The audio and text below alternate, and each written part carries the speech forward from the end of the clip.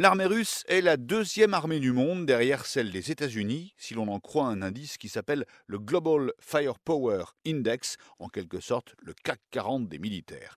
Son nom exact, c'est Forces armées de la Fédération de Russie, c'est l'héritière de la célèbre armée rouge de l'ex-URSS.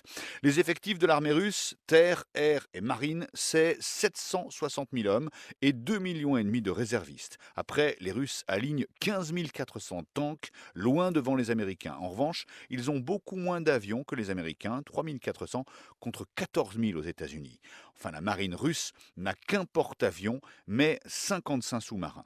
Actuellement, la Russie fait décoller ses dépenses militaires. Vladimir Poutine veut moderniser une armée qui avait perdu de son lustre depuis la chute de l'URSS. Alors, sur les 3 années 2014, 2015 et 2016, Moscou a prévu de faire grimper ses dépenses de 44%. Objectif, un budget de près de 100 milliards de dollars l'an prochain.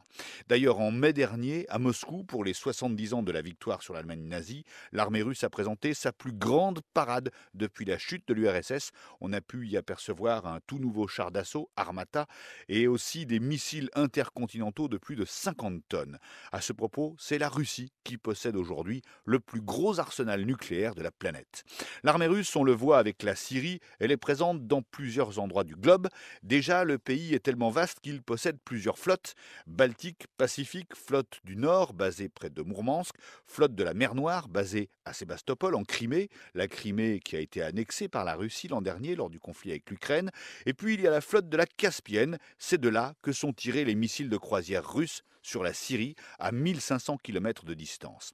Enfin, les bases militaires russes à l'étranger, en dehors de celles en Syrie, se trouvent toutes dans les républiques de l'ex-URSS.